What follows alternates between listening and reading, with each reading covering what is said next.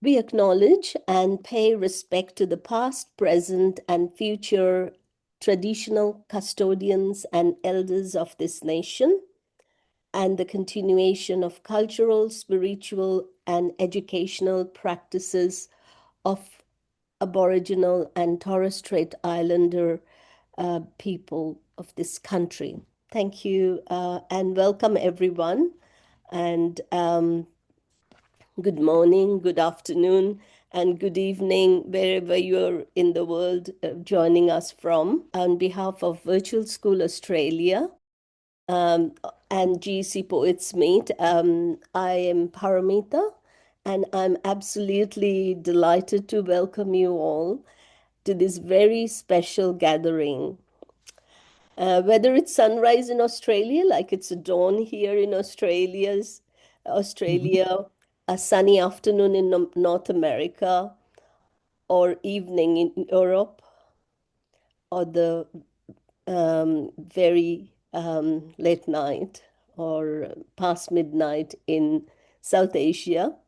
Thank you so much for showing up and for making the time and for being part of this global circle of poetry and empathy. You're here because you are passionate about poetry, and that's the reason we are all here. So grab your tea or wrap yourself in something cozy and let's journey together across time zones, across borders, united by verse, rhythm, and the power of spoken words. Welcome once again. And to the GEC poets, we are so grateful. We are so honored that you're once again, we will be hearing your beautiful compositions. And without further ado, I welcome one of our students from Virtual School Australia who's going to sing this beautiful song for us. And the lyric is up on the screen so that you can understand what it is about. Sadika, the microphone is all yours. Yes, ma'am. Okay, thank you so much for giving this opportunity to sing this song. I hope you all enjoy and understand. So actually, it's in Persian. So, but ma'am will share the lyric and you can understand what I sing. Thank you so much. مثل یک بچه آهو که به جنگل می نهد پا آمدم یکه و تنها بین دردها و بلاها من و کفتار قدیمی من و جنگ نابرابر من و نیش مار سمی من و حمله های اژدر من و زخم و تن خوردن من و مردن و نمردن من و طعم تلخ باختن من و لج کردن و بردن من و لج کردن و بردن من و لج کردن و بردن آمدم تا که نفس در دل طوفان بکشم و به قانونی غلط یک خط بطلان بکشم خط بطلان بکشم من بسرت تو بسرم هر قدر خط بکشی باز تو چندان بکشم هر قدر خط بکشی باز تو چندان بکشم باز تو چندان بکشم Thank you so much. Thank you. Thank you so much, Sadika. That was so beautiful. She was told just last night about this, and she volunteered to share one of these songs with us. Thank you again, Sadika. What a beautiful start of So this. much. Now I will hand over to Rajeshri Mandi, who's joining us from Kampala, Uganda, and she's going to introduce the students. And Rajeshri is one of the school principals, and she writes, and she's very important part of our school and our global empathy conferences that we have every year. And Rajeshri, thank you so much. It's very late night. We understand that in your part of the world, but still for making the time. Thank you so much. Thank you, Paramita. And I welcome everybody here. I'm Rajeshri, joining you from Kampala. And I'm delighted to share two of the students who have recently published their books on Amazon. Fahima has authored a moving memoir, while Tamana has written a heartfelt romance novel. On behalf of Virtual School Australia, we warmly congratulate both of these debut authors. We now invite Fahima to say a few words about her book and reflect on the recent publishing journey with us. Thank you, ma'am, so much. Dear friends and fellow poets, thank you for the honor of speaking at this special Poets Meet and for allowing me to share a few words about my debut book, The Price of New Beginning. I am deeply humbled to be launching this work in the presence of such a generous and thoughtful community of writers and listeners.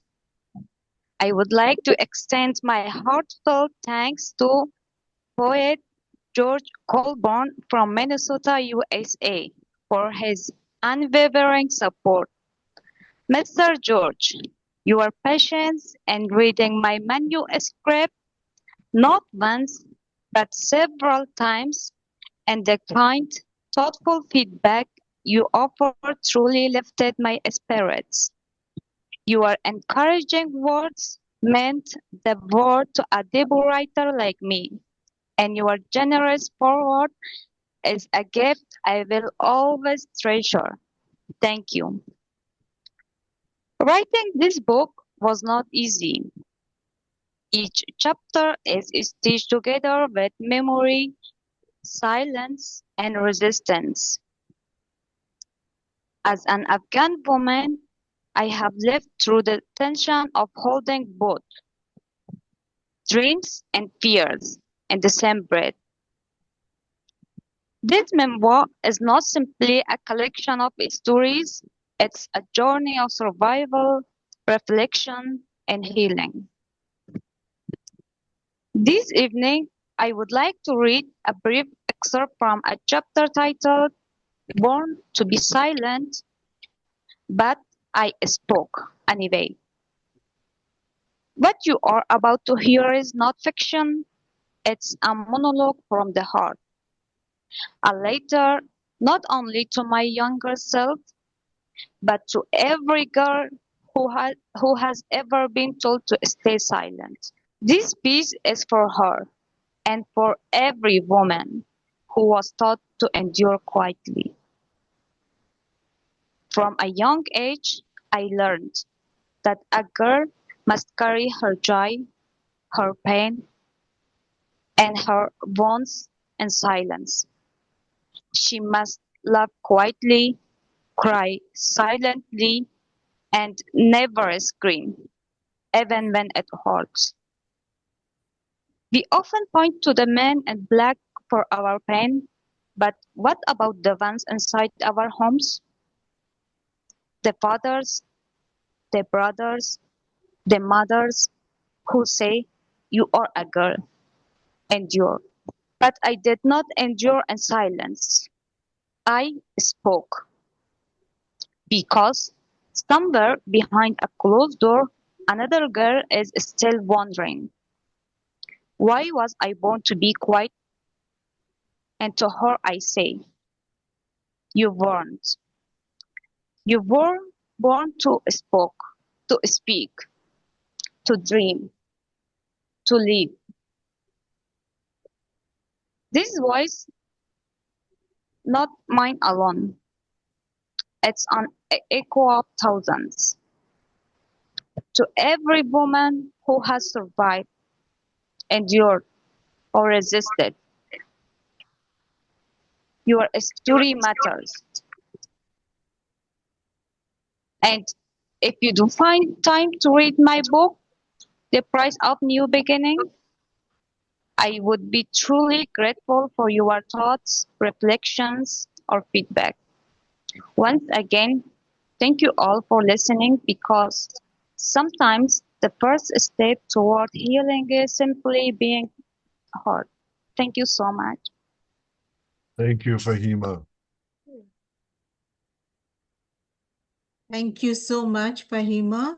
And I'm sure we all will be reading your book, uh, buying from the Amazon. I'm sure that will motivate us to understand and reflect on how you all are going through. Thank you so much. Dear friends, as we launch my book, Love and Silence, at this poets gathering, I'd like to share a poem from the heart of the story.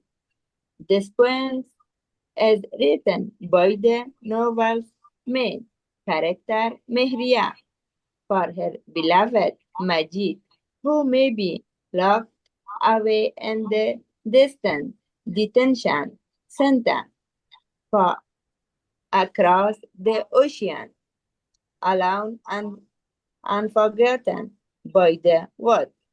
This poem is her way of saying, I remember you, I pray for you, I'm still here.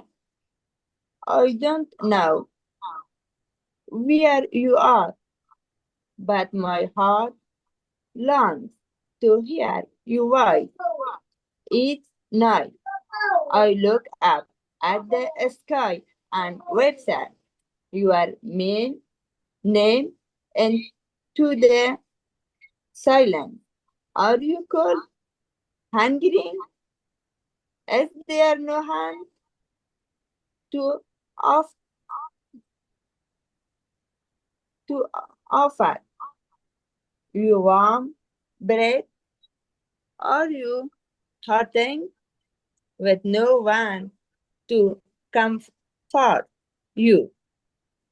My heart asks 1,000 times each day. Are you safe? Do you still think of me? Or has sorrow built a wall between us? I'm still the Sam Mehriya with a notebook full of poems you are never read and a heart that finds peace only in your memory. If you can hear me, if my voice reaches you across this world, know that I am waiting, not for a miracle, just for the simplest news that you are alive, that you are well, across the ache of your absence. I like quite want only God knows who I end up and this foreign land through the sorrow of our separation. I find you in my imagination. I burn quietly on this distance, and each night I hang into no hope,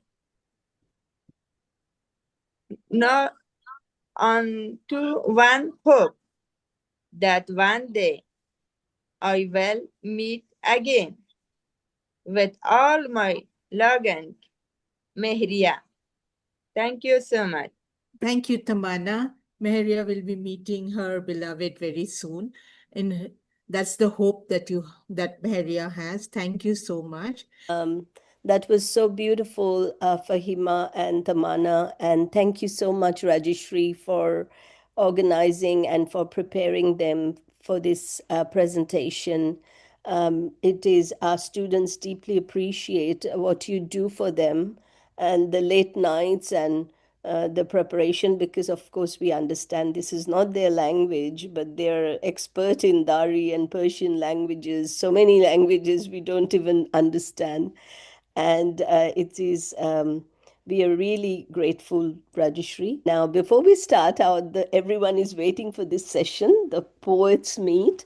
I'll just let you know a little bit that after we had the Poets Meet as part of Global Empathy Conference, we received so many requests for a repeat session from the students, academics, and writers around the globe. They wanted to hear you again. And we are so grateful to all the poets that they're very kindly they have offered their time and they agreed to have a second poets meet. And it was it was such a beautiful experience for all delegates. And I'm sure that's the reason why we are keen to listen to them again. So before we begin, I'll just, those of you who are first time here, I'll just briefly talk about Herb. Herb is actually, he's a former journalist, book editor, teacher, and he's the author of a book called Chasing a Butterfly, a deeply moving poetic journey through love, grief, and difficult road to letting go. So his poems have been published in journals and anthologies across Canada, the US, Spain, Bolivia, India, and now he will be sharing with us today. But more than accolades, a herb brings us something rare, which is a living embodiment of empathy in action. So today, as we begin this Poets Meet, we are privileged to listen to Herb and all other poets we have on this platform. A warm welcome to George and Nancy. George is joining us from USA and Nancy from Kenya. And also we have Sarah, we have Shritapa as well. And thank you very much. Without further ado, I welcome you all, and the microphone is all yours, Herb. Over to you. Thank you so much. You, Paramita, and thank you for your school endeavors. This is a big one. And the California conference that we did was superb. We owe you a great debt of gratitude for supporting us. And it was a pleasure to join you. And well done, you two young people who just talked about your books. Congratulations, and wishing you all the best luck with them. Okay, so our session, I'm calling, what am I calling? Poetry. I put together this for Paramita because I'd been appearing on these empathy conferences for a few years, and I gathered these poets together, and they have made us all proud. They're wonderful poets. So the way we run it is as a round robin, And we take turns reading one poem at a time, rather than having like 15 minutes each, which takes up an hour real fast. And then seems to be a little bit of an imbalance of memory and whatever. So this time we go in turn, and as the host, I start, and then we'll have Nancy, then we'll have George, and then we'll have Sarah. And welcome, Sarah. Looking forward to meeting you. And Thank so we heard Nancy, George, Sarah. Sorry, you wanted to say something? I just said thank you so much. Oh, you're welcome. Welcome. So I guess we'll just get on with it. I will read the little mini bios, except for Sarah.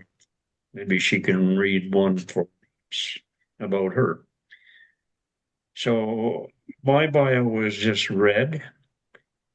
So I'll read the others as they pop up. So I will start the poetry reading with a poem by me. This is When Your Heart is Breaking. Dunkirk, June 1940. Enduring tossing seas, they flood the water, wading out from shore, desperate to reach the impromptu little navy, promised for their salvation. Boom! Boom! Tanks explode, jeeps disintegrate. Boom! Shells bursting, bodies exploding. Terror, terror. Ships and boats, planes and bombs, trains and tanks, bodies bleeding everywhere. Chaos and order. Shoulder high and surging sea, waiting for hours. Where's that boat? Yet somehow calm enough to pray. Defenses shattered, surging enemy as hope begins to drain. Last desperate hope. Where's that boat? Ships and boats, bullets, shrapnel, blood, and hope, moaning everywhere. Chaos. And on the exploding beach, strewn with bodies torn and running feet, there sits a young, raw nurse, a soldier's head upon her lap, war-worn, this mighty battle rout of living earth. A comrade failed to recognize his friend. It brought me to my knees. I prayed to save him. Be brave, my heart. Be brave, dear boy. Be brave. Oh, dear God in heaven, won't you help me save? I eased my arm beneath his head and held on, and I kissed him on his forehead. That's what you do when your heart is breaking. That's what he needs when his life is being taken. And still today, when people flee, and still today, we pray that we live free. Thank you very much.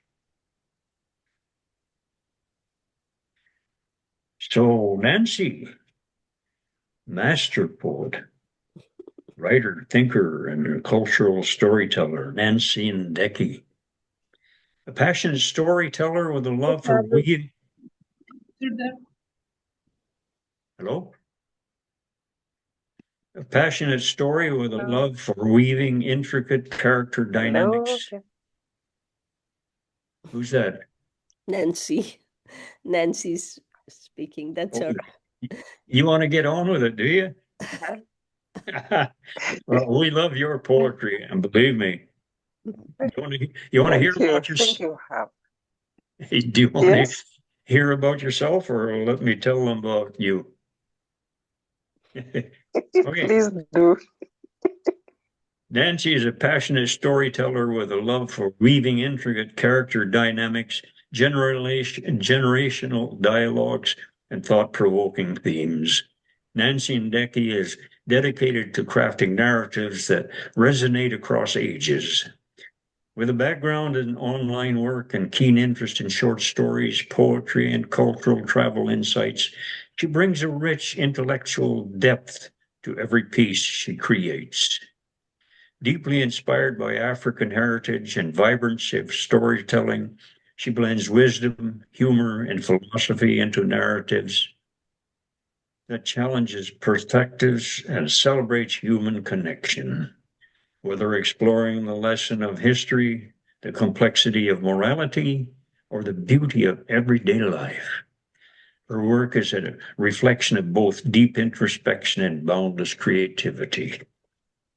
Guided by an unwavering belief in world peace and a profound respect for the environment as humans' inheritance, Nancy Ndeki writes to inspire her harmony, responsibility, and a renewed appreciation for our shared planet. Though her history, though her storytelling, through her storytelling, she seeks to bridge generational gaps, ignite thought, and remind us that peace and stewardship are both a duty and a legacy. Nancy has authored and co-authored a few poetry books, has her work featured in several international platforms, and is a firm believer in telling and sharing stories in preferred genres for a better understanding of each. So, Nancy Ndeki and Kenya, let's hear your poem, please. Oh, great, thanks. Great, thanks. I appreciate the honor that you've given me to be present at this second meeting of empath, poetry, storytelling. But before I go on to my first poem for tonight, I wish to appreciate the young voices that are telling their own stories in the silence. They are breaking the silence. Is it Amana, the first young woman who gave us her story and the title, and she gave us a background of how she's grown up in an environment where she was to remain silent. She has broken that ceiling. I want to congratulate that young woman because she's a way maker. She's a pathfinder for so many. That spirit. I thank this platform for giving her a chance to be a patriot for others who are coming from Afghanistan. We don't hear a lot about young women who are writing. And for me, I salute you and congratulations. The second one talks about poetry and love. And yes, as it was mentioned earlier, English is not the first language for most of us. But beyond the semantics and the phraseology and everything, there's a beauty to all that. And that beauty is struggling to come out. And with platforms like this, someone like George helping out in editing, I honestly bow to all of you in preparing the voices that have been dimmed for so long to get their word out. Thank you. Thank you very much. My first poem tonight Nancy, excuse me, doesn't but have a title. we can't But the see first you. line reads, "A prayer for the world." And before I read, I wish to just tell, yes? Nancy, we cannot see you. That's what. Yes. Is it possible to activate your video, please? Remember how we did it last time? Yes. Yes, we Yes, can yes, see yes, you yes. now. I think I can see myself. That's all right. Thank you. All right. So I was explaining in the darkness what has prompted me to write this first poem that I'm sharing as a form of prayer. Our nation has been going through a lot. And the voices that have spoken very loudly are the voices of what in Kenya we call them Gen Zs, the young generation in their between 18, 19, 20, 24 there. And they are very, very vocal. And when I write about prayer, it's for them because they mean well. We may not understand them, but they mean well. They have the bravery, they have the courage that is shocking even to the older people. So when I pray for the world, it's for the world of the young people and for the world of the old people who are seeing the things that don't make sense, that we know if we can't be on the front line, then we have to push our energies in such a way that it touches the young people wherever they are. So this is my poem for tonight, the first one. A prayer for the world. That's the first line. Oh, hush now, winds that howl in dread. Let not your fury raise the dead. Lay down your arms, O wrathful skies, and hear the aching planet's cries. For children sob in broken lands, with hunger cradled in their hands, and mothers bleed in silent war, where war's unending tempests blow. We kneel beneath this weary sun, to beg for peace where none has come. Let olive branches break the sword, and kindness speak where hate has roared. O love, descend with wings so wide to those whose hearts the dark divide, the shattered souls, the lost, the few, who wander through the night's cold dew. Pour light where loneliness is king. Let lullabies of mercy sing. May gentle arms unseen enfold the bitter hearts grown grey and cold. To the angry throng and vengeful crowd, where pride and pain speak loud and proud. O healer of the living soul, mend the hearts that war has torn. Melt the iron in their veins, wash them clean of spite and chains, turn their fists to open palms. Let forgiveness flow like calming psalms. O Spirit of the silent dove, rain down your peace, ignite true love in marketplaces and in thrones, in dusty hearts and wailing zones. Let nations drop their wrathful creeds to tend the earth and plant good seeds. Let prophets rise with tongues of fire to call the world to rise up higher, where greed once danced in gluttons green. Let sharing be the song within, where hatred cast its bitter spell. Let neighbor greet where foes once fell. We do not ask for thrones of gold, but hearts dimmed and hands made whole. A world reborn in mercy's flame, where every child can speak their name. So rise, O prayer, on breath and breeze, and rest on hearts like morning seas. Bring peace to pain, bring balm to fear, and hold this fragile world most dear. Amen in every tongue and tone. Let peace be sown and anger flown. Let love be low, let war be past. A healed community, a healed humanity, free at last. Thank you. Beautiful, beautiful. That's my first one. Thank you. Thank you very much.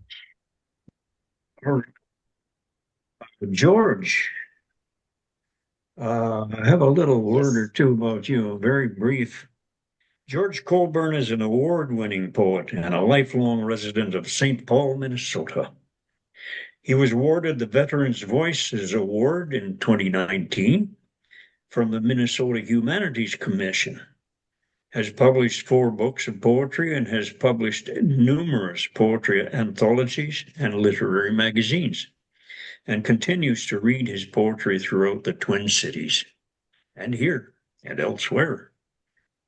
As the son of deaf parents, his work is strongly influenced by his experiences as an interpreter for his parents and larger world, and by exposure to the deaf community. Specialized learning, that is. This and his service as a Vietnam veteran have brought out empathy in many forms. And this is true. Thank you, George. Thank you, Herb. I'd like to read my first poem and then I will introduce Sarah Digner Riveros. Okay, thanks. This first poem is called A Finely Crafted Needlepoint. Has always been entwined in human history. The threads we pulled led sometimes to war. Other weaves have shone a light on peace. But every twist of thread has tapered us toward some greater pattern lost in the weft. A design for life we keep spinning toward, but lose the pattern in our anxious impatience. There is a mandala in the overall flow of fabric. We almost touch it with each new generation. That spirit must be woven into the days we share, that all our greater good is the better good for all. And our worst inclinations need casting off.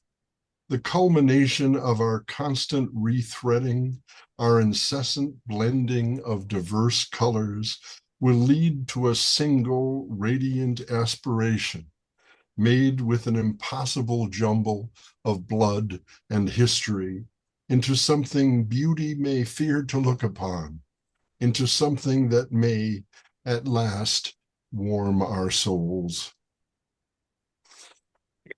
Thank you. I'd like now to take a minute to introduce Sarah Digner Riveros. Sarah grew up bilingual in Chicago, Illinois, and in Irving, Texas, and earned her doctorate in Spanish literature at Columbia University in New York. She teaches Spanish and writing at Augsburg University in Minneapolis, Minnesota, where she earned a Master of Fine Arts in Poetry and Creative Nonfiction. She is a mother of 5 children, and her name is pronounced Sarah Digner Riveros. Sarah, it's yours. Thank you so much. Thank you for this invitation. Thank you to everyone who read. I feel my heart really calm and grateful, even in these times that we're living in, with so much uncertainty. We are grounded in community and in one another's presence. Um, and I feel the empathy in this global space. I'm putting a poem in the chat that I published in Lyricality, and I'll share it. I just came from a walk around my neighborhood where I saw my neighbor has some beautiful pink poppies, and that made me think that I should start with this poem. Poppies. I tore up grass and planted poppies, gray, red, peach-colored wildflowers. Can cultivated flowers be wild? As fragile as butterfly wings. Petals scatter as hose water lands hard. I water them soft sparingly to conserve fleeting beauty in this drought beneath hazy yellow skies. Their floral fire flares and fades as wildfires rage between northern lakes. One lone monarch visits milkweed for a day, an urban oasis between cedars, marigolds, sunflowers, scarlet runner beans over chain link fences on an intergenerational journey south toward home. May we honor our fragile interconnectedness. Velvet petals, powdery wings, verdant leaves, silver air, holy water, feather flowers that nectar nourish pollinators who feed us up and down the food chain in promise of future rest.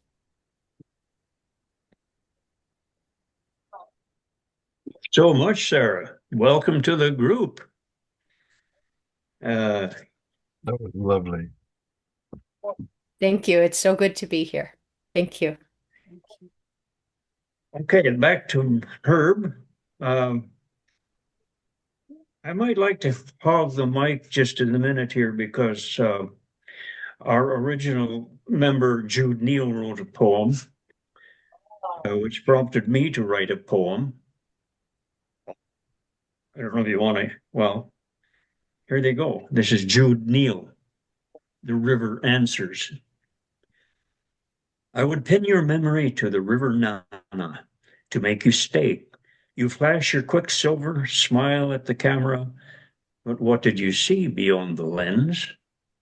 Were the mountains spruce blue and the water rolling at the confluence? Did you stop to see the dragonfly hover over the rock, then lift off, a blur of cobalt and green? Did your tongue gladden at the small wild berries that filled the bushes with a glazed purple hue? Did you grasp at the sound of your own velvet voice returning back and back again from canyons above? Did you smell the coming of the quenching rain, which soothed the sweltering heat of a July afternoon at the Rockies? You were sap happy in summer, grateful for the abundant possibilities laid before you at your table of plenty. The river remembers me standing behind you, following your life like a map. And my comment for her was a little miracle of a poem and of the river and so much of nature. A little miracle, just a little miracle of life, love floating into a view upon the river. Another reminder that the best in life is life emitting love, sharing the bright star that floods its light to shine upon the smile that comes to your lips in response. It takes you by the hand and leads you in all good faith to trust in your fellow beings in shared optimism. This strange new territory does not resemble the rough and tumble life that I have been experiencing, and I welcome it with trusting arms. Thank you. And Nancy again. Hello, Nancy. Nancy, you're muted. Yes. Oh dear. That's okay. I have a new phone. I'm trying to navigate it, so I keep getting lost. You're doing Where fine. do I go? Just the video. Where is that? Okay. Can we get the speakers on the center thing here instead of boring me all the time? No. I have to confess, I have a new phone that I'm trying to navigate with. So Yeah, I was keep getting lost. addressing Paramita. Well, when No, speaker speaks, Herb, just to let you know, they appear in the center of the screen. yes. So Nancy is we can see Nancy in the center now, even though her video is not turned on. So we are waiting, Nancy. So what do I? I'm seeing only me all the time. Yes. Go ahead, Nancy. Can you hear me? I Yes. can't see myself. Oh, you can hear me. We can Yes. hear All you. right. Okay. Thank you very much for hearing me. I can't see myself as well. All right. So my second poem for tonight is titled "Hearts Can Still Be All." Hearts can still be all. There is a silence in the shouting, a tear behind each smile, a war inside the weary soul that's walked 1,000 miles. We see you in your sorrow, we feel your hidden pain, and this is not the end, dear friend. The sun will rise again. Let love be the river, let peace be the song. Let healing find the broken where they have hurt so long. The world is bruised and battered, but hope still takes a toll. In the deepest of the darkness, hearts can still be all. To the child who dreams through hunger, to the mother crushed by wrath, to the brother lost in fury, still bearing anger's cross. We lift your name in whispers, we wrap you in our prayer. No soul is too forgotten for mercy's gentle care. Let love be the river, let peace be the song, let healing find the broken where they've hurt so long. The world is bruised and battered, but hope still takes a toll.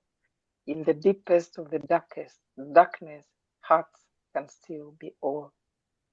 Though the skies may break with thunder, though the earth may shake with fear, still a song of grace is rising. Can you hear it drawing near? It's the voice of every prayer. It's the strength behind the tear. It's the hand we give each other. It's the end of war we cheer. Let love be the river. Let peace be the song.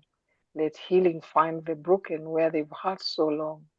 The world is bruised and battered, but hope still takes a toll. In the deepest of the darkness, hearts can still be all. Thank you.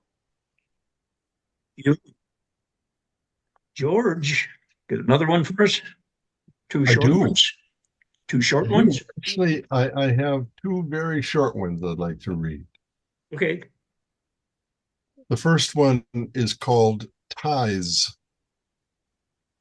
There's only one, small, very, there, a boy, hand reaching, pockets grabbing, calls on deaf ears, rag-toying eyes and clothes with a shoe hole, dry tears, swollen mouth, curved lips, waiting lonely by a sidewalk. When God comes, when God comes, when God shifting drops the ground a penny.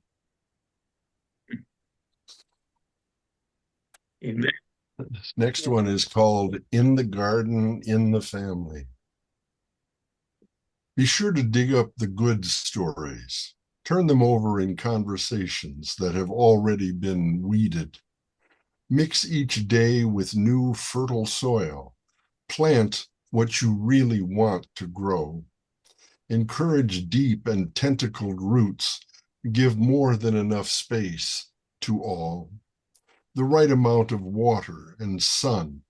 Always remember that after blooming, you won't need to tend them anymore. They can be enjoyed together or separately as varied and exotic fruits. Thank you. Great, thank you. Yeah, great, great. Hello, Sarah. Are you ready? Hello. You're muted, Sarah. Okay, unmuted. Thank you. Go ahead. Oh, let me get my poem up. This is in the chat. It's published by Barings at Collegeville Institute, and it's bilingual. So I will read in Spanish and in English. Here where I am in St. Paul, Minnesota, it's summer, but in some parts of the world it is winter and a good time to drink tea. When I make tea for myself, I feel like I'm my own best friend. So this is called Ode to Tea. Oda al té, tacita de té, soplo de aire sabroso, hueles a canela y a durazno. Cup of tea, breath of delicious air. You smell like peaches and cinnamon. Eres el amor puro del corazón de la casa, silbando tu melodía de tetera. Tómame, tómame. Se detiene el reloj en tu presencia. Los contratiempos se destejen. You're the pure love of the heart of the home, whistling your melody of the tea kettle. Drink me. The clock stops in your presence. Misfortunes are unwoven. Al escuchar el silencio de la madrugada, se derrite el estrés mientras te preparo. Listening to dawn's silence, stress melts as I prepare you. Me llamas cuando estás lista y voy a verte. No puedo beberte sin primero apreciarte. You call to me when it's time for me to come to you. I can't consume you without expressing gratitude. Adoro tu esencia de velas e incienso. Te abrazo con mis manos. I adore your essence of candles and incense. I embrace you with my hands. En una mañana de invierno, me despiertas con jazmín y con bergamota me enredas en tu vapor. On a cold winter morning, you awaken me with jasmine. With bergamot, you enfold me in your steam. Me acompaña tu calor vivo en estado líquido, como la encarnación de la esperanza. Your liquid, living warmth accompanies me, like the incarnation of hope.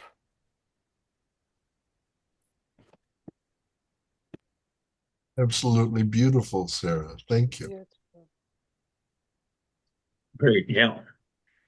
Well, I'm one of the old dudes of the world, and my mind often goes back to childhood.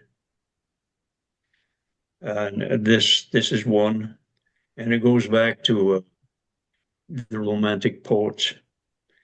This is called "I Must Go Back." I must go back to the rapids' view before the life runs too late. I must see once more the wondrous place to kiss Mother Nature's face. For I can see the eyes of through the eyes of age, little boys are rafting up the stream, Huck Finn and Tom Sawyer against life's strong pulling slipstream. Oh, if I could go back to them, recapture the joy and boyhood and honest faith in life, live today that joyous life. I could forgive myself my faults, shed self-blame for failures. Oh, I would turn a leaf, and I would show you enlightenness, and I would show you happiness. Oh, I would go back in my mind to start again. Oh, I can. And so I share myself with you. Thank you. Oh, thank you, Herb. Thank you. Thank you. Okay, thank you. So, Nancy and Decky over there in Kenya, are you still with us? Yes, it's winter here. I was sorry to see your country in the news this morning, so I hope it's okay. We are praying. Okay, We got shall another poem? overcome. Got another Yes. poem for us? So Yes, thank go you ahead. very much for this opportunity again to read my poem. This one is titled "We Were Here," a ballad of the forgotten. We sang in chains, in shadows deep, where sorrow grew and none could sleep. Our names were hushed, our rights denied. We wept in corners where hope died. But still, we carved our truth in stone, a song that walks when we are alone. They turned away, they shut their eyes as hunger wrote our lullabies. The sick were left to face the night, no comfort, touch, or candlelight. And yet within our quiet breath, we bore our stories past our death. We were here, we bled, we prayed. Our broken knees, our price was paid. Though no one carved our names in gold, the wind still hears what we were told. We were betrayed, we were denied, but we still sang. Though none replied, remember this, and skies grew clear. We were here, we were here. The outlawed, marked with silent shame, still dared to dream and love the same. They cast aside the ones unclaimed, whose dignity they never named. We stitched our worth in every scar, a quiet blaze, a fading star. And some of us have turned to dust, but memory does not betray the just. Our bones may sleep beneath the ground, but truth still walks without a sound. We are the whisper in the rain, the voice that echoes through your pain. We were here, we bled, we prayed. On broken knees, our price was paid. Though no one carved our names in gold, the wind still hears what we were told. We were betrayed, we were denied, but we still sang, though none replied. Remember this, when skies grew clear, we were here, we were here. So light a flame and speak us through, for all the ghosts who walk with you. And should your soul begin to fear, just to know we sang and we were here. Thank you. And remember, George. Well, thank you, Herb. My poems tend to be a little shorter, so if it's okay, I'd like to read two. Absolutely, absolutely. Thank you. Yeah. This one is called Useful Things. I imagine when survival was on the line, we rapidly became a user of everything, constantly testing foods or habitats without consideration for how it all existed or coexisted before our coming. Usury became our overall approach. Everything must bend itself toward us, no matter who or what was already there. The only angle was something's use for the good of our survival above all. The non-human hunter-gatherers who taught us their ways and suffered for it. And when we turned to farming, safe and belly-filling farming, nothing changed. Each and every life was forfeit to us, and our universal view that we stand atop every other life's purpose to be our food, tools, warmth on those cold, superior nights in supremacist sleep. Wow. Wow. Good one. Next one I wrote about part of my experience in Vietnam. It's called Battle Lines. Seen from above on a geosurface map, they don't look like much at all, but when you zoom in and begin to see cities and factories and farms, it starts to feel real, not just a plan, but people wandering the streets and crying in their living rooms because the means to eat have been removed, and sons and daughters have been removed. Though it is difficult from 50,000 feet to see the tears in a grandfather's eyes just before you open the bomb bay doors. But now you can. Now you can.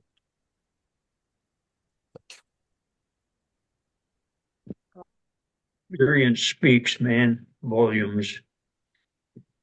Sarah, you still with us? Yes, hi. Hey, let's hear some more of your good stuff. Okay, I'll have to put this one in the chat when I'm done reading it. This poem is called My Gender Is. This poem is a tribute to the spectrum of our gender expression. Here in the Twin Cities of St. Paul and Minneapolis, Minnesota, which is in the northern Midwest of the United States, this weekend we're celebrating Pride, which is a weekend gathering to honor sexual diversity, to honor that love is love. And I'm a mother. My gendered calling and my sexual expression has been through many pregnancies, and in raising and loving my 5 children as a single mother. So I'll tell you, my gender is more animal than vegetable or mineral, domesticated, wild, created. My gender is a pit bull who doesn't know indoors from outdoors, who shakes in thunder and hides under porches, who jumps fences and breaks glass doors to cuddle in under quilts, who rides shotgun in the minivan with all her people. My gender is a bathroom cat who meows for more affection, clean water, more food, meows for more and more and more. My gender is a middle-aged Craigslist rescue bunny who sleeps in the weed patch by the compost pile and spends nights holding vigil under a streetlight on the median, who munches on clover and dandelions day and night, greeting the neighbors with softness and trust. My gender is a hen who cackles in the face of danger, who sits in protection over eggs that may never hatch, who races and hobbles and pecks in search of enough while holding vision for an economy of abundance. My gender is a homing pigeon who whispers and coos and hovers over the water, over the coop, over the fledglings, who longs for the babies to grow up, who yearns to be far away, only long enough to come back home and find them all safe, warm, happy, and well. Thank you. Thank you. Thank you. This is awesome. It's really awesome. Yes, that's back to me. This hand poured milk into his wife's coffee. This hand caressed his wife's soft pink cheek. This hand held his babies. This hand untied his child's shoelace. This hand fixed things around the house.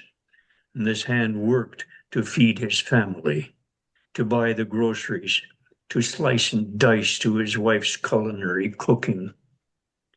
This hand was an instrument of love, tightening love hugs, a doer of good deeds, of shaking hands in oaths of friendship and trust. This hand was music. Then this hand was taken to the front lines beneath the lowering black clouds of war. This hand pulled the trigger that killed the killers. This hand that held its owner's mourning face. And now, this hand is still here, at the end of his arm, he swears, for the phantom pain is real pain. He swears it, and he should know, for this hand is his hand, and he feels it.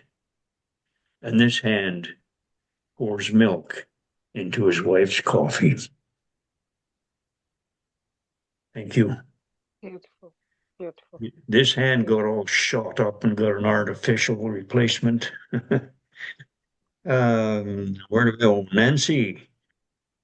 Yes. So this one is a note from the soul of the soil. A note from the soul of the soil. To the architects of agony, the masters of human suffering, I am the soil.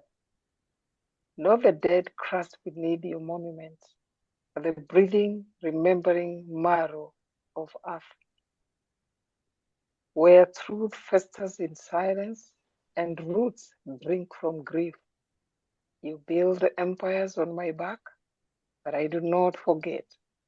I am the dark mouth beneath the lash, the spudge of spilled blood, the silent witness to every crushed rib, every last gasp muffled beneath boots and blindfolds.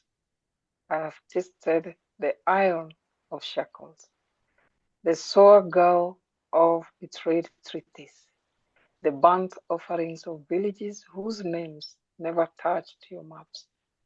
I have held the bodies no one claimed, small as swaddled hopes, or stiff as justice postponed. You thought me dumb because I did not cry. You mistook silence for consent, but I was swallowing screams. I was grinding them down. To the powder you now breathe, I am not mute. I leaned in close when the mothers wailed. I caught their tears like prophets' ink and etched their agony into my loom. The trees you walk beneath, they remember. Their rings hold the rhythm of gunfire and famine. Their shade recoils from your touch. You who traffic in torment, who oil your gears with widow's sighs, who plant seeds of war and reap coins of sorrow. I send you this warning. The earth does not forgive. I do not forget. The bones you buried whisper through my crust, and their whispers become winds, and those winds will find you. Already your glass towers sweat in my heat. Already your blueprints crack like brittle ice. For every grave unmarked, I bloom a memory. For every lie you whitewash in policy, I raise a stone that bleeds. One day, when your flags tangle in thorned silence, and your songs rot in echo, you will kneel, oh you will, not in reverence, but in reckoning. And then the very dust you mocked will rise and speak your name as curse, as eulogy, as final breath, the soul beneath your feet, ink of ash, memory of bone, witness eternal. That's it. It's beautiful That, stuff. that was wonderful. Thank you. That was Thank so you. powerful, Nancy. Thank you. Thank you too. George, you got another pair? I do. This one I wrote for our feeble-minded and totalitarian president, and for other totalitarians that are unfortunately in our world right now.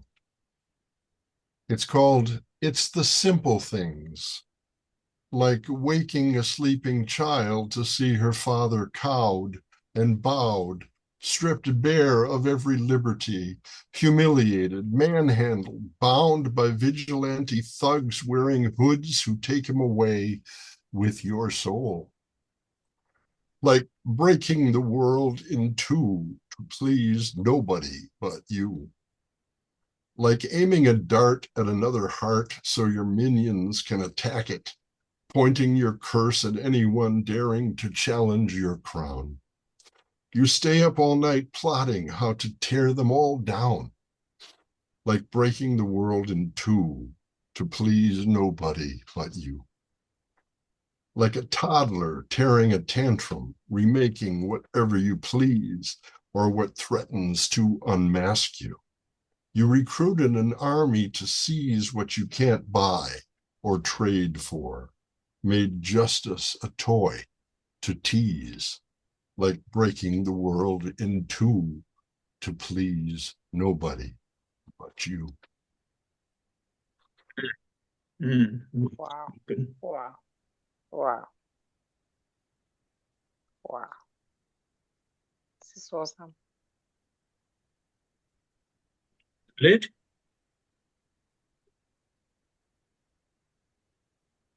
Okay, George. Yeah. Thank you so much. I just have the one this time, this round. Oh, okay. And a good one, that one. Thank you. I like that one. Okay, Sarah, you're back on. Okay. I'm going to read this one in Spanish and then in English. This is called Mi Viejo Profesor para Gustavo Pérez Firmat. Con un sentido autocrítico, de gracia comprensiva, que sabe que todo se deshace, que los cuerpos se desgastan, que siempre erramos el tiro, que nunca llegamos a tiempo. Él vive en el guión entre el exilio y el flirteo, con una máscara de ingenio atada a las sienes, para velar el dolor de los ojos. Más carnivalista que pirata. Se proclama un viejo verde, con ganas de joven, pero las caderas no engañan. Los pasos de baile Antes eran más fáciles que sus exámenes. Cada vez le cuestan más trabajo. Mi viejo profesor. This is called My Old Professor. With a self-deprecating sentido de gracia comprensiva that understands, things fall apart. Bodies age. People fail to hit the mark or make deadlines. He lives on the hyphen of exile and flirt, tied with wit at the temple, to mask grief, thinly veiled across the eyes, more Mardi Gras than pirate. A self-proclaimed viejo verde, young in desire, mayor in the hips, no lie, steps once quick as quizzes, but the turns más lento now.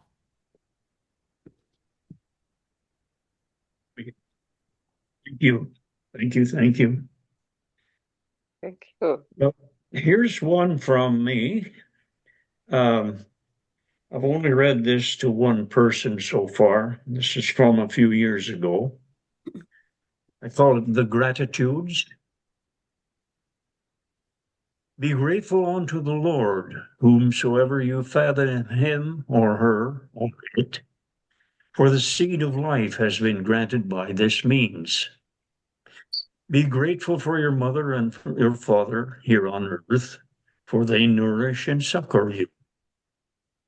Be grateful for your sons and daughters, for they love you and support you. Be grateful for your neighbors, for they will help you in your hour of need, and you shall help your neighbor in your neighbor's hour of need. Be grateful for the devout, for they teach mercy and tenderness and care, for they know the wages of sin. Be grateful to the tillers and the growers and the reapers for the food that you eat, for the farmers are true toilers and providers of the earth. Be grateful for the warriors in your midst, for they keep you safe in your home. Be grateful for your shelter, whereas many have not shelter, for your home is your sanctuary and your heritage. Be grateful for the gift of peace in your life and the lives of your family and neighbors, for it is also the responsibility of you to keep the peace. Thank you. Thank you, Herb. Nancy and Becky, Yes, you got another poem? yes, I do. Oh, I'm good. Let's go. Right. Now, this one is titled Give the Unborn a Vote. We are a democratic republic. We love to vote, so we are giving a vote to the unborn. So let me read. From the womb of silence, I speak from the silence before breath. From the womb where stars whisper their first names. I am not yet flesh, but I see your kingdoms wrought from inside their golden frames. You presidents in powdered pride, kings with crocodile crowns, bishops dressed in embroidered thunder. You speak of destiny, yes, you sell tomorrow to the highest bidder, while barring hope beneath boardroom laughter. Give the unborn a vote, for we are the ones you gamble away at oil summits and war tables. You toast to progress while digging mass graves in our future. You name your hunger strategy, your greed policy, and your cruelty security. But we see you. From beyond the veil of breath, we count the lies in your speeches like ticks on a dying lion. We watch you burn books of wisdom to build thrones of dust and call yourself gods because your pulpits echo louder than your prayers. World leaders, you wag fingers at the poor while sipping champagne from their droughts. You declare sanctions on sanity and make poverty a tool of control. You registrate starvation with signatures, and still call yourself Your Excellency. Heads of temples, imams, high priests, bishops, some of you now compete with God. You offer miracles for sale, wrapped sacred in silk and stage lights, while the flock breaks their backs to kiss your ring. You do not intercede, you intercept. Where is the God you claim to serve? Where is the love you swore to live? Why does your altar resemble a vault and your sermon taste like sponsorship deals? Give the unborn a vote. We would outlaw vanity. We would criminalize hunger. In a world fat with waste, we would silence the drums of war. We would raise lullabies instead. We are watching, we are weighing, we are writing your legacy in invisible ink that only eternity can read. You name buildings after yourself. We etch truth into the wind. And when the last flag falls, when gold turns to rust, we will rise, not to inherit your kingdoms, but to rewrite the covenant. You're called to serve, but you chose to reign. Now the unborn are waking, and our silence is starting to thunder. Thank you. You. Beautiful stuff. Back to you, George. Thank you. Thank you. Again, I'd like to read two, if I may. The Please. first one is one of my favorites that I've ever written, and I think it's my favorite because it was the first one to be professionally published. It was published, if you can believe it, back in 1973 by Vanilla Wow. Press in Minneapolis in a three-part publication called A Coloring Book of Poetry for Adults. Nice. Wow. It's a poem that I wrote thinking about the spark of creativity that has to accompany almost every job, every profession that people do. And it's what keeps you moving, what keeps you going. It's called The Best Bread in the World, a poem for occupations.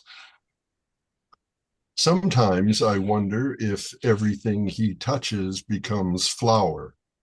He needs a new bust of Caesar and sells it as pumpernickel.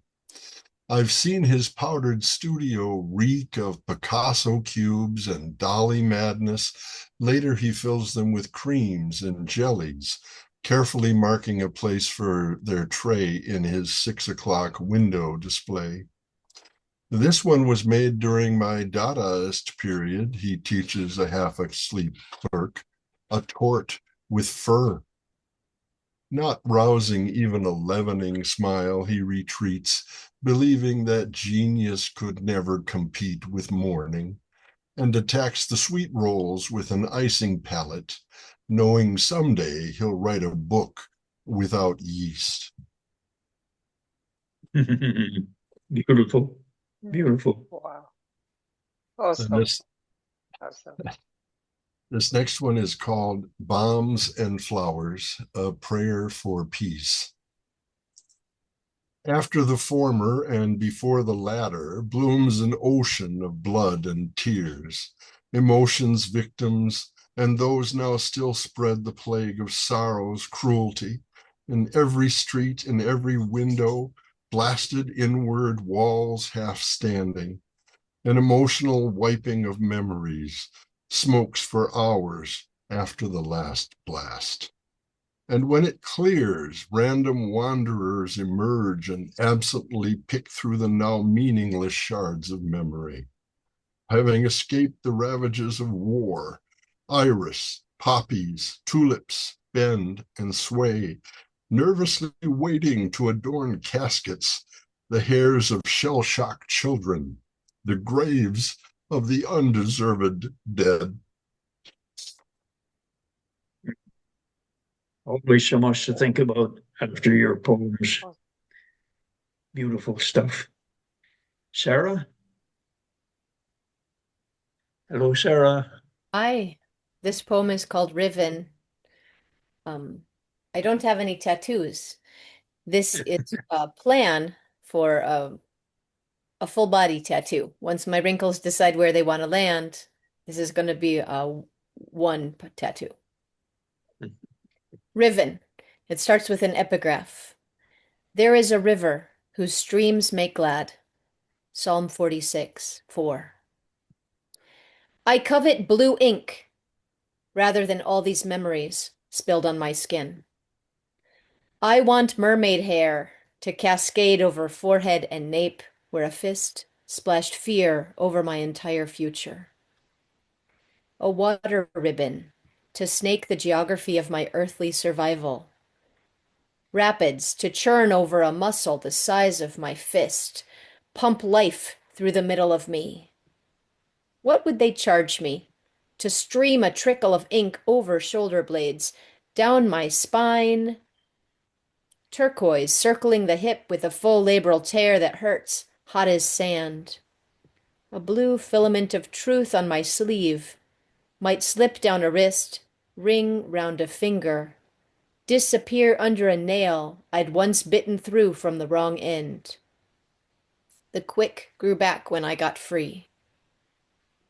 A waterfall splits at my core, tumbles down thighs, jumps knees and puddles over scalded skin scarred by tea, above the arch of my left foot.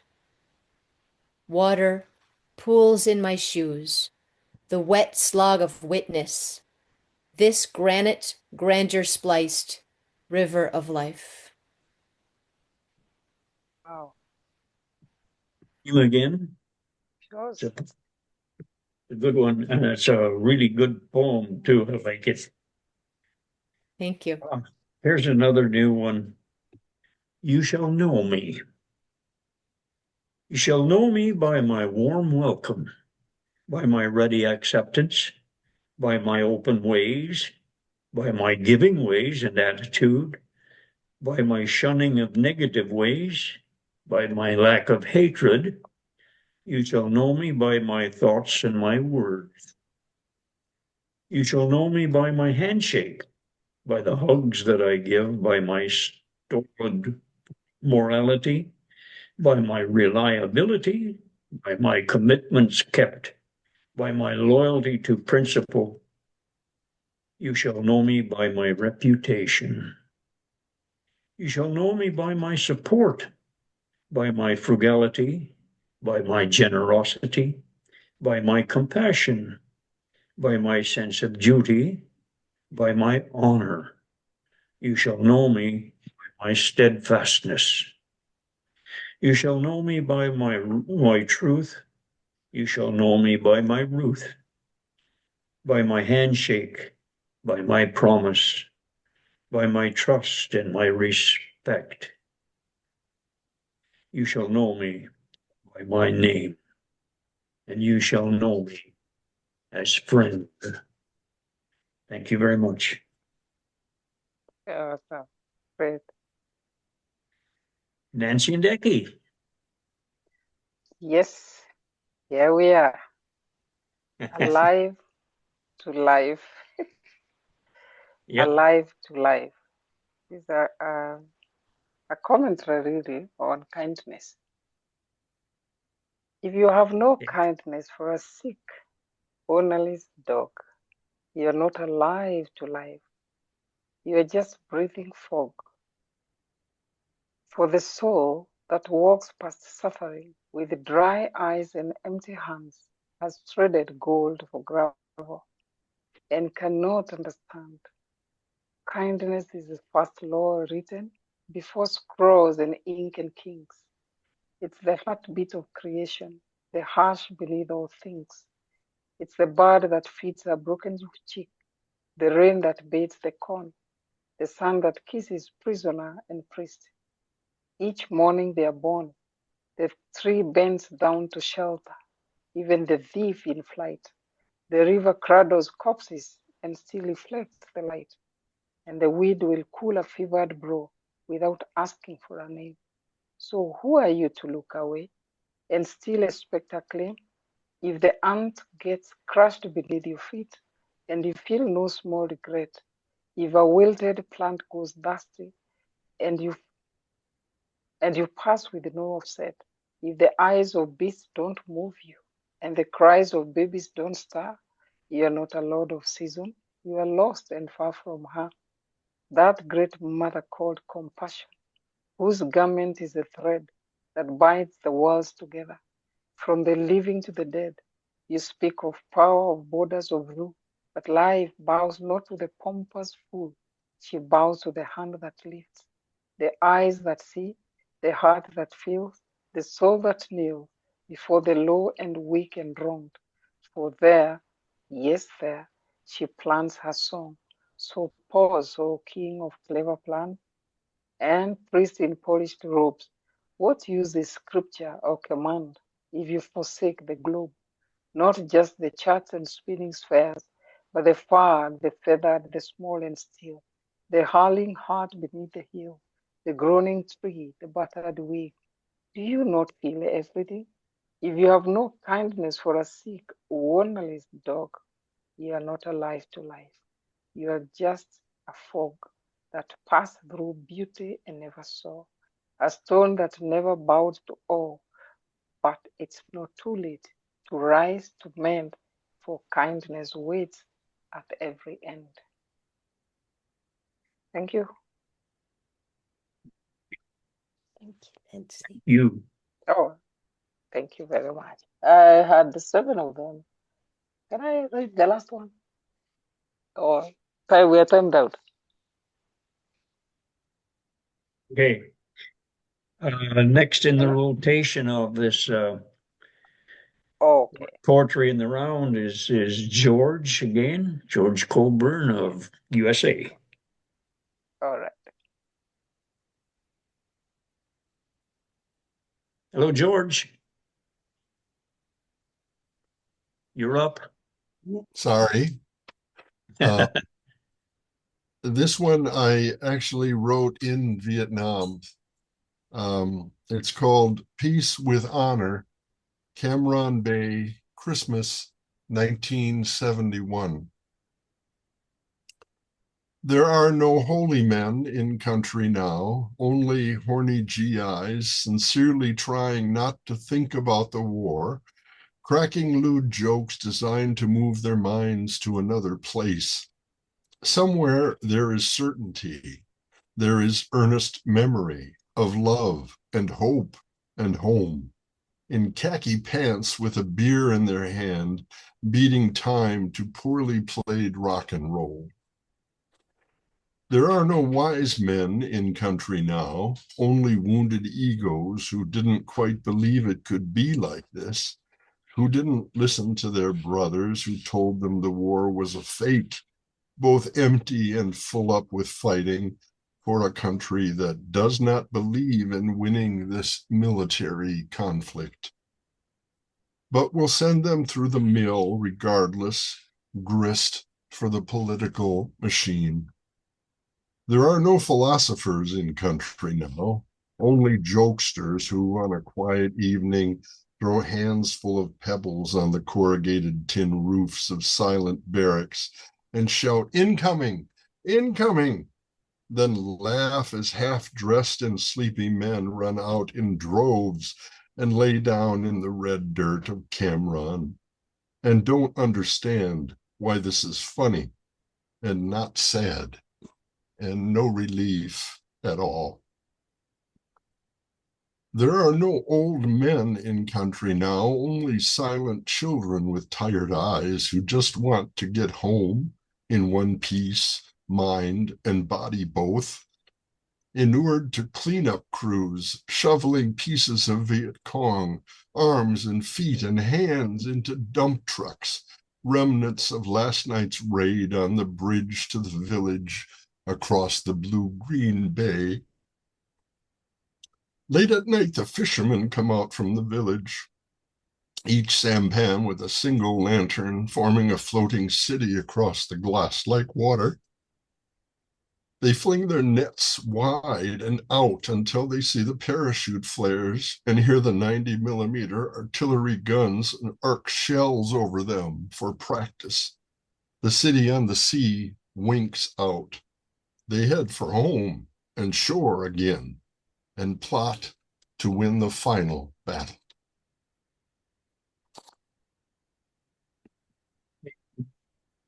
You know how to write, George. Sarah, are you standing by? Yeah, nodding. I don't. I'm going to read one that's very short, and I think Nancy has another to read. Nancy was ready to read another one, and I'd love to hear it. So I'm going to read just 4 lines, and then maybe I can cede the rest of my turn to Nancy. This is a preface to A Grief Observed, and it comes with an epigraph from the book A Grief Observed by C.S. Lewis that says, "No one ever told me about the laziness of grief. The tree on the cover has faded to blue. Each page's edge is soft, yellow feather down. Opening to the forward, a musty breath escapes with the familiar words." Even to the point. Thank you. Well, Nancy, I think you probably heard that. So what do you have for us now? Yes, this is my last one for tonight. Okay. It's titled, yes, When Empathy Calls Out, Who Has the Bragging Rights? When empathy calls out, who has the bragging rights? When empathy calls out, not as echo, but as thunder in the bones, who dares to raise a hand and say, I was the one? Not the loud givers in spotlighted grace, who kiss the crowd before they touch the wood. Not the weepers for applause, whose tears dry fast in rooms of mirrors. Not the scriptures of charity reports, counting souls like stock. No, the true empath moves like wind through hunger, quiet, present, unrecorded. They're the hand that holds the silence when words would only bruise. They're the eyes that do not flinch at the sight of grief in its raw skin. They kneel, not for optics, but because the earth is heavy. Where suffering sleeps, the true empath has no need to brag. Their heart breaks daily. In invisible ways, they wear no armor except gentleness. Sharpened by endurance, they are fluent in the language of the lost. The unchosen, the ignored, and they never ask, will this be seen? They ask only, did I see them fully? When empathy calls out, only the still souls answers. Only the one who stayed after the funeral, after the sirens, after the news cycle spins away. They sit in the ruin. They plant nothing but presence. And still life grows from them. So who has bragging rights when empathy calls? None. Because the true empath is too busy listening, lifting, and loving where no one is looking. Thank you. Absolutely beautiful. Thank you for your services. Man, oh man, I like that. Thank you. Thank you. Nancy, George, you got a final one? Yeah. Or two?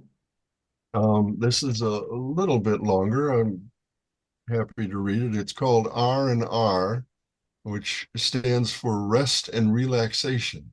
And it's what you assign soldiers after they've come off a difficult assignment. You give them a week or two for R&R. R&R. Now we need time to heal, to rest our burning hearts and cool our tempered souls from all the misery and bombings of disparagement that tears our lives in so many directions without cause. Now we need time to feel for all those wounded in our war of words, of bitter temperaments, and shed some softer understanding all around the ground we trod upon, between us, like there is no demilitarized zone. Now we need time to seal our understandings toward each other, to better see the hurt that lays around us like shrapnel of battle. Let the silent nod of our heads belie we can hold ourselves together. Now we need time to appeal to our better angels for God's sake, for the sake of our continued humanity, lest we break each other apart without a care. We need to be there for each other, or we die alone today. Thank you. And So this is coming to a natural close today. So I'd like to remind people of my book, because I'm going to read a poem from my book, Chasing a Butterfly, which I wrote while my wife was going through that long goodbye of Alzheimer's, and which work drew me back out of depression, that the disease and the fate of my wife was drawing me into so deeply. I see you. I see your broken body, but I see your spirit shining through. And how I do admire how your love remains so true. I see you there inside your broken shell. I see your soul and what your eyes can tell. And I will ring the bell proclaiming that you're there, still living there inside your broken shell. I know somehow that still you dare, somehow deeply you still care for life there inside your broken shell. And I will strive to tell the world how wonderful a soul you are, and just what you have given life, and how much you still have to share, even now, from inside your broken shell. I see true beauty lies there deep within, and not upon the outer shell. For outer beauty is so transient, and inner beauty is the very soul. I see your broken body, but I see your spirit shining through. And how I do admire how your love remains so true. Thank you so very much. I think all these poems we've been reading would look good in a book. So to give everybody a chance, George, have you had your farewell one, or you won't have another? Well, I could read one more. Okay. This one I believe I read at the first Global Empathy Conference, but it's one of my favorites. It's called In the Midst of War. Mm-hmm. She led me to the marketplace, and I bought a big bag of rice, some dried fish, bananas. Then she led me down a dusty road toward a corrugated tin roof shack next to the tracks, where 14 from 4 generations lived like sneak thieves, vying for space to sleep or sit. When grandmother saw us and the food, she cleared a space for me to rest while she cooked, and in between stirring and mixing, introduced me to several thin young men and women whose deep-set eyes told mixed, silent stories, and many cheerfully oblivious, hungry children. When the food was ready, she sat me down and indicated I should eat. I asked her to join me, but "You go first," was all she said. "You go first." They gathered around me smiling, watching until I stopped. Many of those lookers hadn't eaten in days, but I was the guest who brought the food, so I had to fill my belly first. I was being taught a lesson in manners beyond hunger. The food disappeared quickly after that. I was humbled and embarrassed by this unexpected propriety and stared through the sunlit, open doorway. "Where does that road lead?" I asked everyone. "Nowhere," they said. "That road leads nowhere. You can stay here as long as you like." Well, thank you, George. It's such a lesson in that for us privileged people. George and Sarah, did you have any tidbits for us before we leave? I do have another I'd be happy to share. Oh, go ahead. This was published in Barnstorm Journal, and I wrote it during the pandemic. But we were door knocking today in the neighborhood about some pollution that we're working together to fight, and we knocked on my neighbor's door. So it reminded me of this poem. The poem is called Violent Epidemic. When the neighbor kid shows up on the porch, clutching a flannel pillow, dressed in sweatpants and a t-shirt, shakes his dreads, stutters, Hi, Mom. Is John here? You set down the phone. Say, come in, son. He's staying. You make chamomile tea, no sugar, as he squats on the stairs beside the sink. My sister's got in a fight, he says. During lockdown? You wonder? Stop. Shh, your instincts say. You're fine here. John's out on a bike ride. The cops came, he says. Mom's at the casino. You heat a griddle, fry up some hash browns in butter, eggs over easy, like nothing else in life really is. Nailed it. You nailed it. Thank you so much. And Paramita, thank you. Greg always has something meaningful to say. Thank you. Thank you. So I want to start with my poem, Journey on the Winter Train. I was actually in a train when I was traveling from Pune, a city in India, to Howrah, another city in India. So the journey, this poem is written in the train itself. With my experience of while I was seeing the things passing by from the window I was sitting. So it is coming right from there, and here it goes. The train whistles low and starts to glide from Pune's embrace to Howrah's pride. The wheels hum softly in a rhythmic tune under the cloudy sky of a winter noon. Fields of gold stretch far and wide, with farmers working by tractors aside. Small villages pass, quiet and still, where the life moves slow with time to fill. At every station, the air feels alive. Food stall buzz as people arrive. The smell of chai, the call of treats, the rush of voices, the shuffle of feet, fellow travelers, faces unknown. Yet their laughter feels like my own. A shared journey, a moment's grace, a moving bond, no fixed space. Life like a train is never still. Each view a page, each turn a thrill. What lies ahead, we may not see, but every scene holds a memory.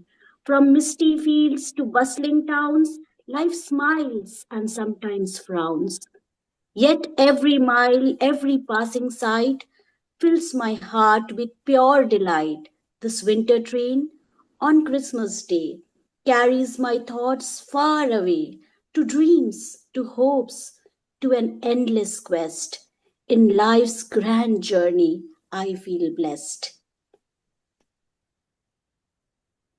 This is one. And I want to read another poem if it is okay. It is human emotions and how they go through, encouraging someone to, start loving again when he has lost hope in love. Yeah. It is beneath the storms. You break a heart, then smile and move on. Yet the weight of shattered time lingers long. This fire within, a burning desire, it brought us together, lifted us higher. Don't be so stubborn, don't turn away. Let your thoughts flow, don't let them decay. But look within, take a glance inside. You are still trapped in past you hide. Running from change, yet preaching the new. Perhaps it's time you listen to. This hardened mask you wear with pride, I know the softness you try to hide. You act as though you feel no pain, as if the world is cruel and love is in vain. But I am not one to turn away. I can feel the words you never say. Yes, mistakes were made, things left unsaid. But with each passing day, I understand you instead. Give me a chance to break through your walls, to catch your heart when it stumbles and falls. Oh dear, hold my trust. I will walk with you through storms and dust. Oh dear, have faith in me. You will find a love that's wild and free. I searched for you through endless time, and now that you are here, is love a crime? Why must I be the one who pays, wandering lost in love's cruel maze? Just one step, walk beside me. Truth will shine if you let it be. One touch of love, and you will feel I've healed your pain and set you free. The wounds you hide, I'll make whole. I'll chase the winter from your soul. For every sorrow, I will bring you light. In every shadow, I'll stand and fight. Open your heart, don't be afraid. Even in darkness, love won't fade. I'm here through storm or sun. With every step, we walk as one. Yeah. Thank you. Well done. Well, I found my poem, if you're ready. Yeah, I love that one too, both of them. Okay, it's called Disorder and Beauty, because I was in a dance at the Sculpture Gardens in Minneapolis where we did a Beauty and Disorder, which was all the international dance groups that I've been in, and we performed there. And it was wonderful anyway. So I just turned the words around. Disorder and beauty. You know, the whole catastrophe. There are mushrooms now where rains have blown, capable veins connect the soil. The fires swept, forced, left ample time, exploring now like little moose, sniffing domes with colors neath the vines. Our baskets hold with keen-eyed vigor. One morning walk holds all varieties, from toxic kinds to chicken shroomlicks. Bending, smelling, us furry creatures discover deep time, deep space, in comfort measured. I dance the whole dastardly wasteland, then later sort to eat or not, sporefully mindful of what I got. Thank you. Thank you. Thank you, Greg. Thank you. Awesome. Thank you. Thank you so much. And now thank you, Herb, for chairing this session. We didn't want it to end. Excuse me. It's so beautiful way to begin our day in Australia, and those who are going to bed, I know it's like a trance. It's just so beautiful. And we should have this more often to hear your voices, and it opens new perspectives as well. Thank you so much, George. Thank you, Sarah. Thank you, Nancy. Thank you, Sritapa. Thank you, Greg. My heartful thanks to Herb for chairing this session, for bringing everyone together. Yeah, just keep positive and what is it? Reverence for life, the great philosopher of the old days. I worked on a book about him once. He revered all things living. And right now we're going through a hell of a period where there's no reverence for anything. So keep up your spirits, keep up the good fight, keep up the good poetry. Thank you. Thank you.